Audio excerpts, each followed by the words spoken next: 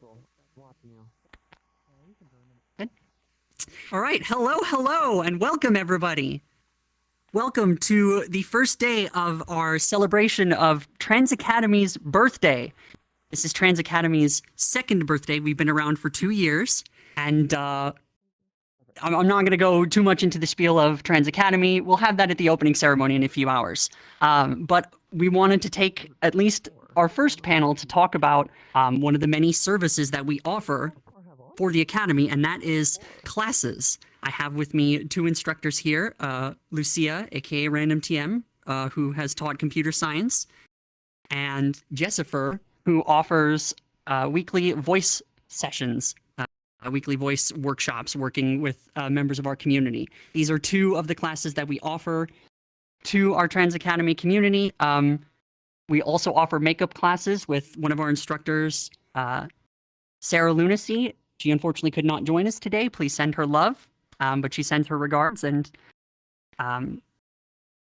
if I can have both of you just briefly introduce yourselves. Jessa, can we start with you? Just who you are and what you do for the Academy? Yeah, sure. Yeah, so hi everyone. My name is Jess. I've been a voice coach for about like 3.5-ish years at this point now. I'm one of the two coaches here at the Academy.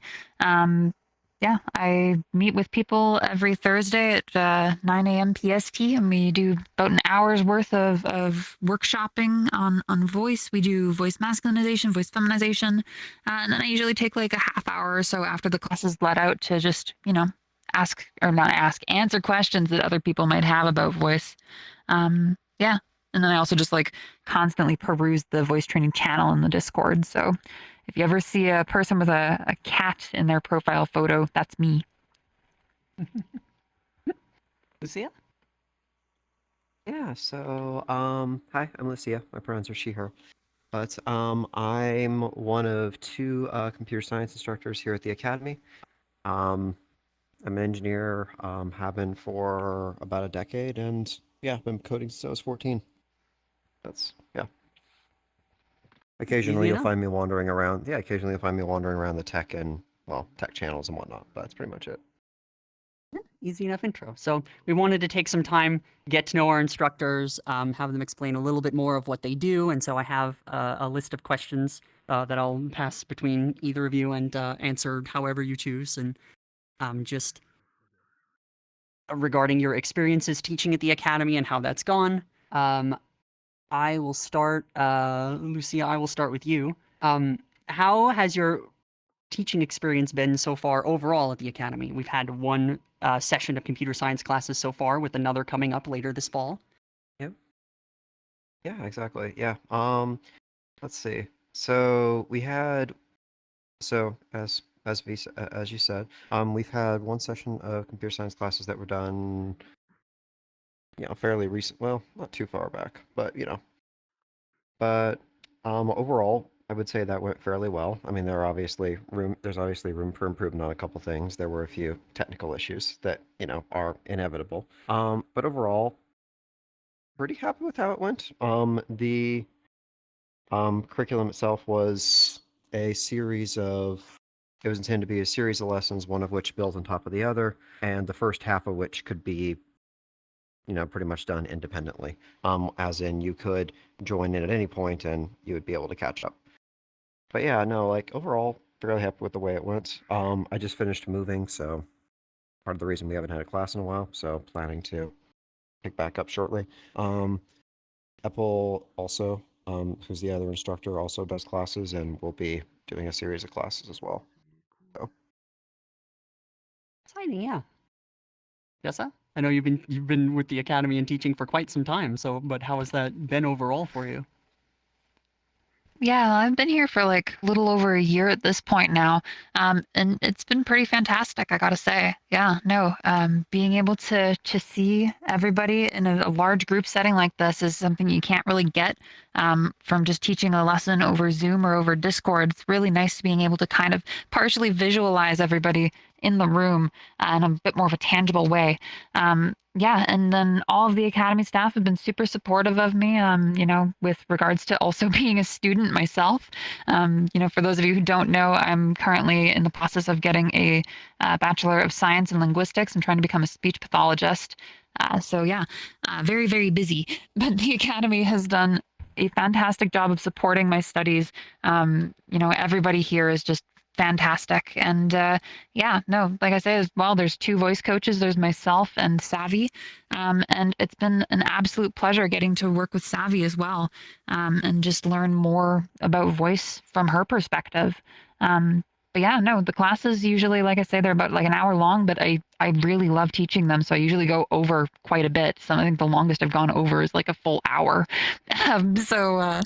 Yeah, no, obviously it's fun for everyone, not just for all of you out there who are attending, but for me as well. Awesome, a learning and kind of growing experience for teacher and student and everyone involved. Really good to hear. Yeah. Absolutely. Yeah.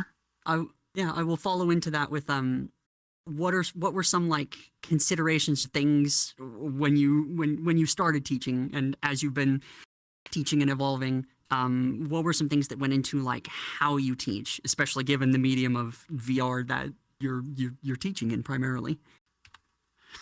Yeah, I think for me the hardest thing getting used to in VR as opposed to like working with like Zoom or Discord or stuff is the lack of immediacy with some of the stuff.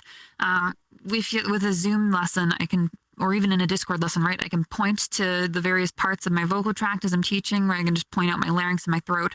I can grab some physical models. I can immediately share photos and that sort of stuff. Whereas in VR, you kind of have to do a lot more pre-planning.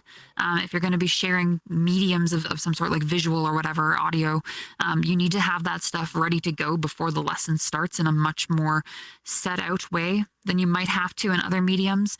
And then the other thing too that I just notice is, a lot more different about it, like I say, is that more tangible aspect of it. It feels like you are in that room with everybody. So while some stuff lacks immediacy, other components of it gain this sense of immediacy, and just the sense of realness, which is really nice because you can't get that in Zoom and anything else like that. So yeah, I think that's been the biggest hurdle getting used to. The thing by far the most that I've struggled with is the pens, learning my VR penmanship because my IRL penmanship is poor to begin with. So, yeah, I can no, relate to generally that. speaking.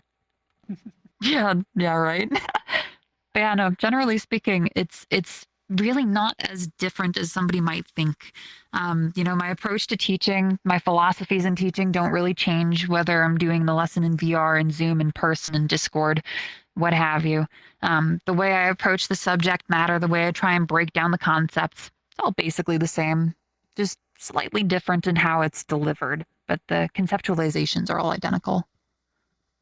Or concepts that you can carry over to the medium and then adapting to the challenges here they're in. Yeah. Lucia, I know Yeah, you've exactly. struggled with some of that too. Adapting to, programming is a very much like engaging with code typing and not exactly easy to do in VR, but you and Apple, came up with methods around that. If you want to talk about that a bit. It's actually interesting. So with VR, we acknowledged and still do right now that um, it's very difficult to, not impossible. I know several people who do it on a regular basis. It is very difficult to code in VR, both to set up a setup that you can actually program in, such as having your overlays and all that set up in a way you can do it, as well as streaming it or streaming the key presses. Like we tried to stream us coding at one point, and we had like a 15-20 second delay when we did it. And we're like, yeah, this is not gonna work. Plus, assuming the entire class will have an equivalent setup where they can code while in VR, basically pointing and clicking or memorizing an entire keyboard just isn't practical.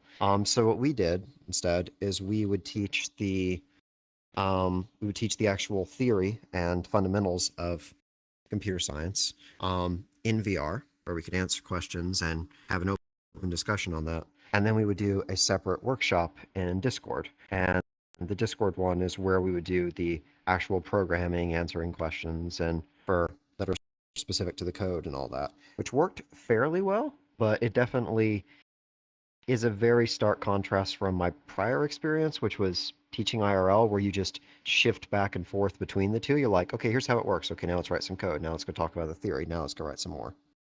Very different. It works well, but it's just very different. But of course, the thing of presence and it's also nice. It's nice to feel like you're in the same room with people. It's a huge step up from just a Discord call or just a Zoom call.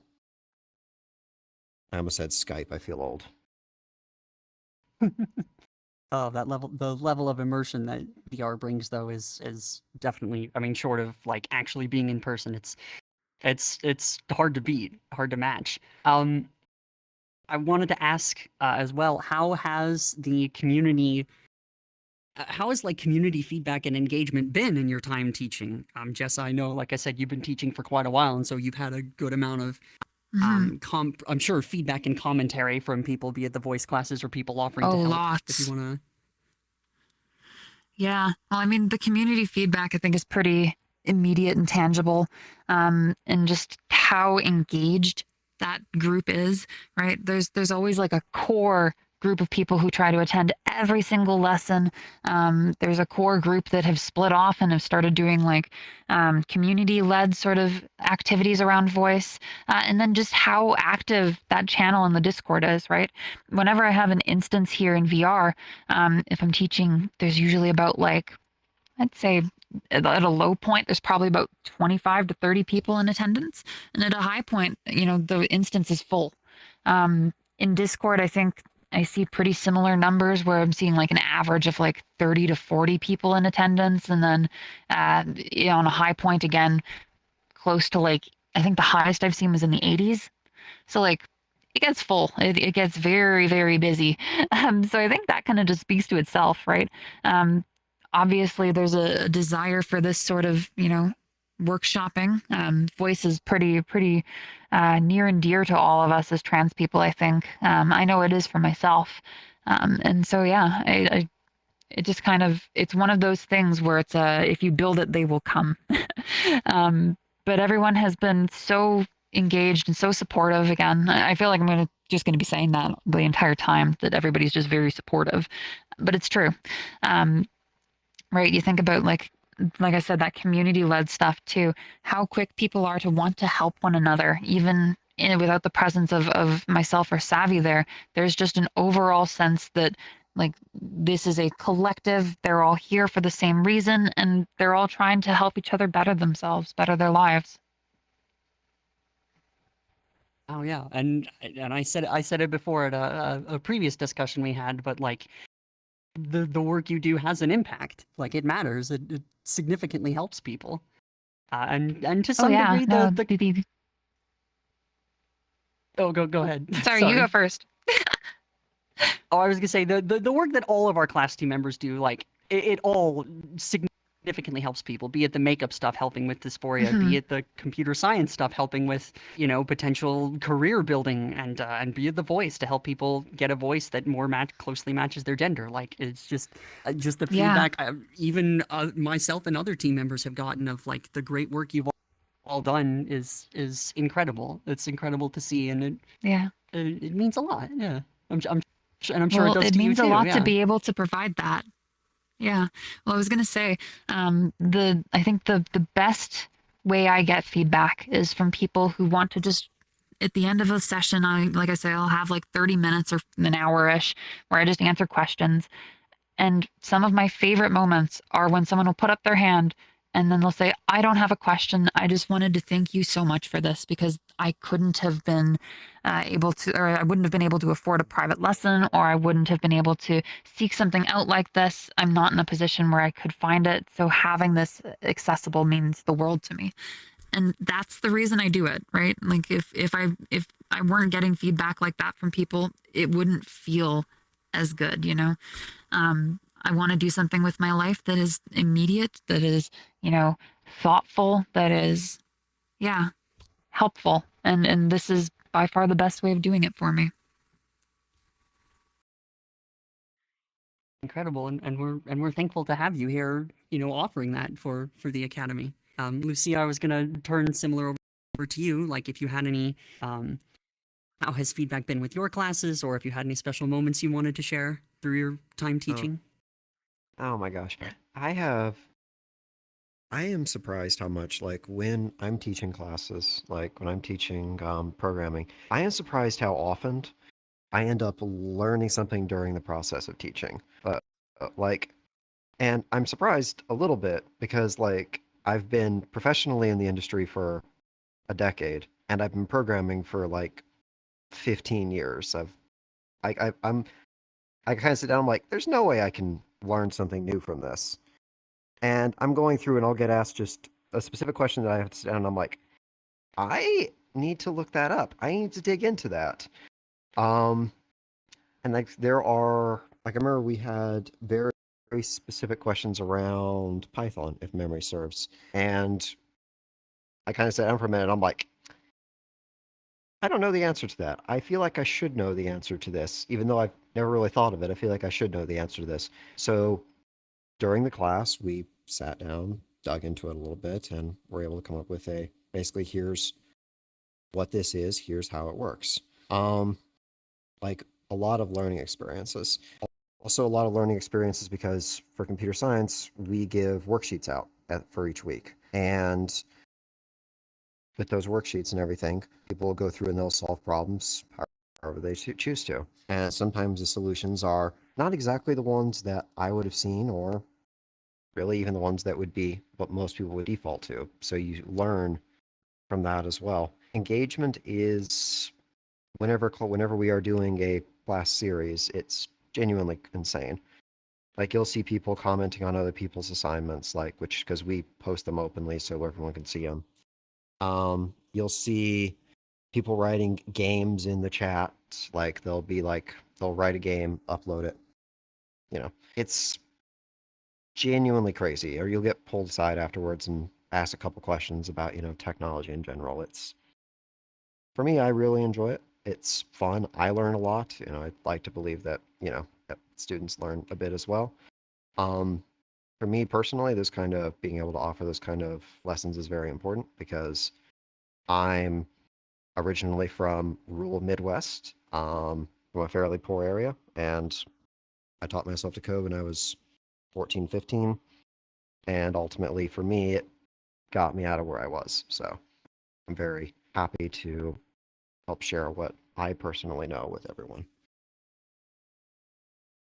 Again, the academy is very grateful for the fact that both of you and all our instructors are willing to share all of this, you know, volunteer their time to offer these services and share this with our community.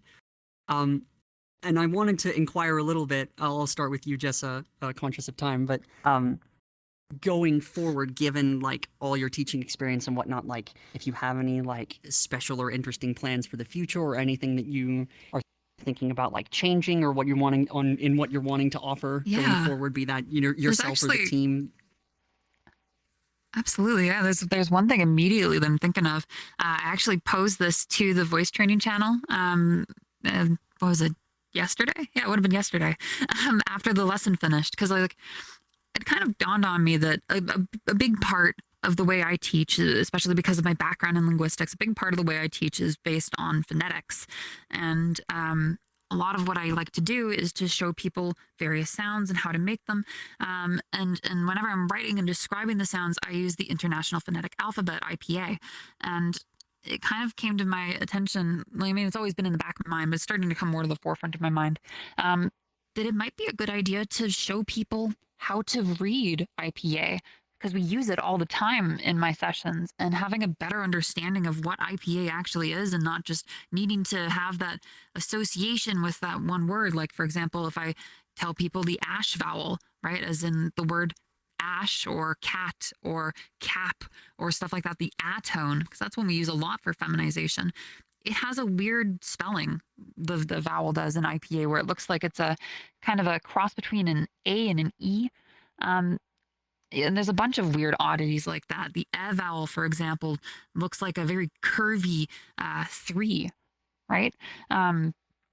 So just like being able to share that knowledge too, so that people have a better understanding of what some of the more linguistic aspects of voice are too, right?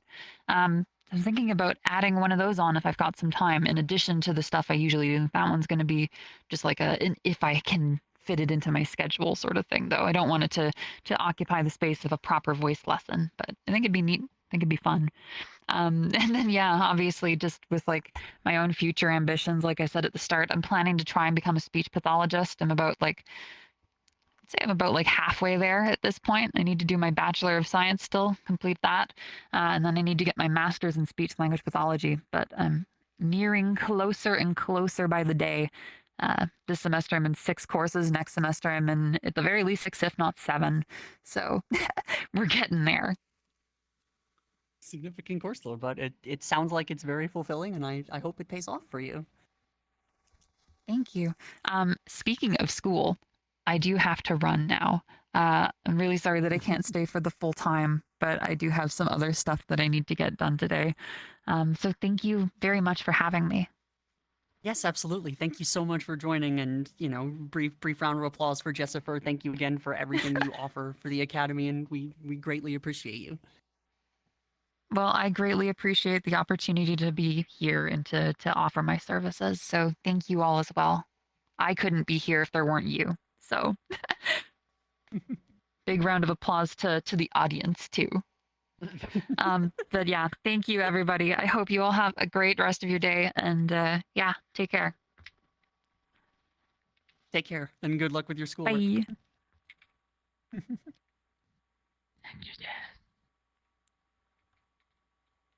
All right, well, I will pose at least a similar question to you, Lucia. Obviously, you've been in discussions with our other computer science professor, Apple. Any thoughts or ideas or anything you want to share regarding upcoming classwork? Or any class sessions, things you've been thinking about?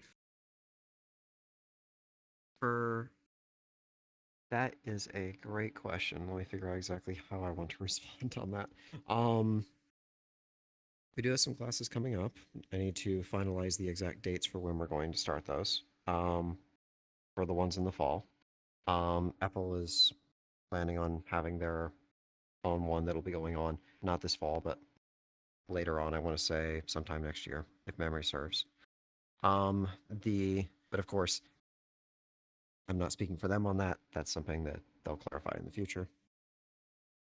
But with regards to plans and everything, the plan is very similar to the course structure that we did last time, which is effectively a lesson as well as a workshop.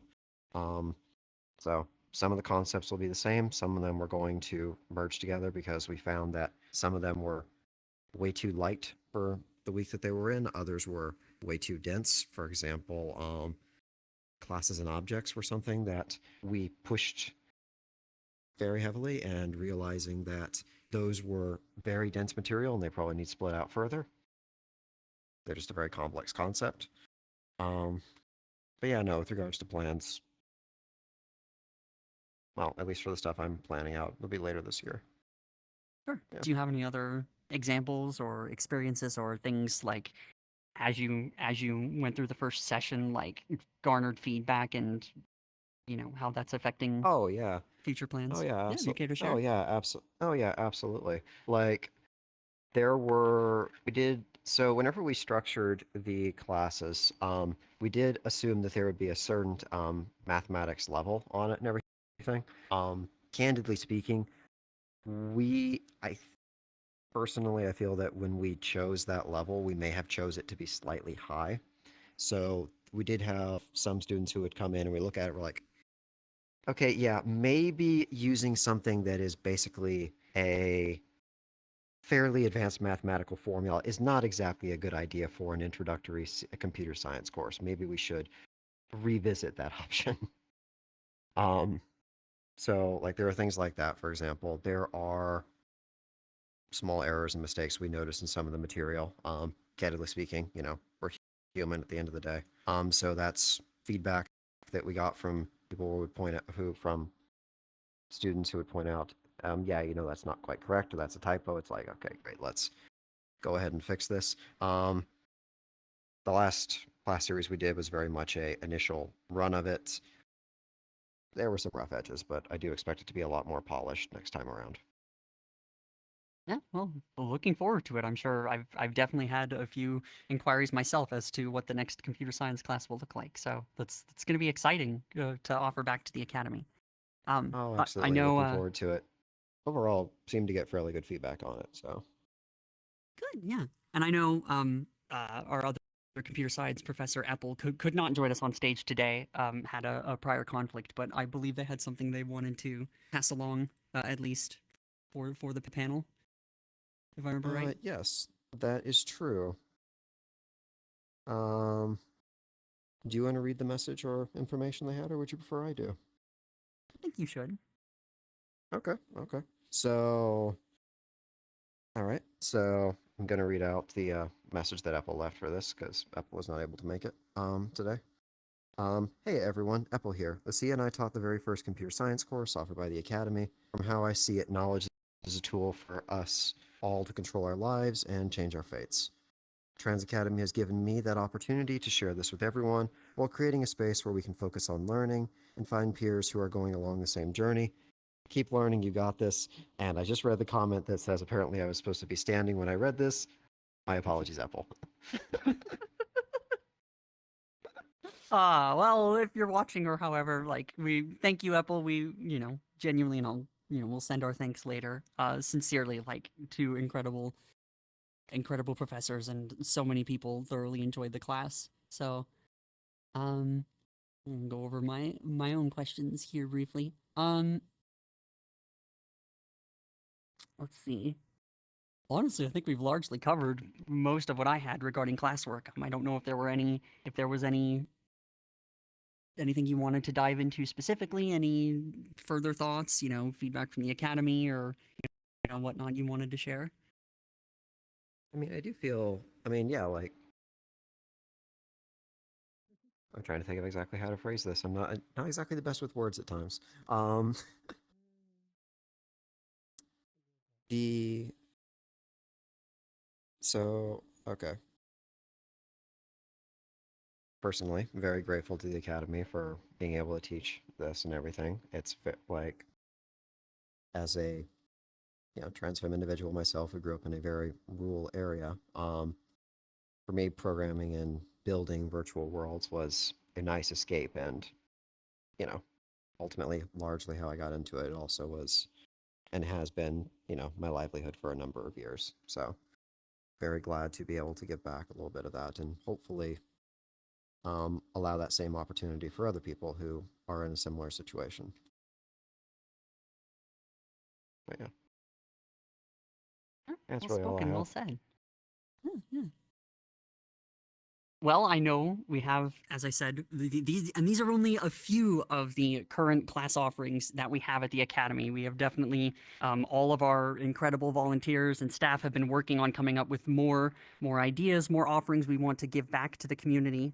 So you can expect, another session of computer science coming later this fall. Jessa and Savvy persistently, like constantly, voice classes every week and every few weeks with Savvy on Sundays. And I know Sarah, who could not join us, please send her love. Something came up. But I know she will still be continuing to offer makeup classes in the future, and our incredible staff are still thinking of more and more ideas and such. And we're definitely open to community submissions, ideas, and feedback. If you think you have if you have the experience and you're interested in teaching something, you are absolutely free to reach out and let us know. And we're, more than willing to take a look and potentially work with you if you want to, all of our professors and current, class team members, they're volunteering their time, and we're extremely grateful and thankful that they've been, willing to do that, to offer that back to the trans and LGBTQ community through the academy. But I largely, I figured it was probably going to be a little bit of a short panel, but do you have any final thoughts? Anything you want to share? No, I really don't have anything. Well, I think we'll probably call it there then. Please come back in a little over an hour, 20 minutes for our opening ceremony for Trans Academy birthday. It's been 2 incredible years, and it's just been fantastic, and I'm greatly looking forward to it. And thank you all for coming to this and getting to know our professors a little bit more. Hopefully, we'll be able to see more from them in the future. So I want to thank you, Lucia, for coming up on stage, volunteering and talking. Please, show some love to Jessa and Savvy and Sarah and all of our incredible professors. Like, all the work they do, it changes lives, sincerely, and I've seen it firsthand. So I think we'll call it there, and we'll be seeing you in a little over an hour.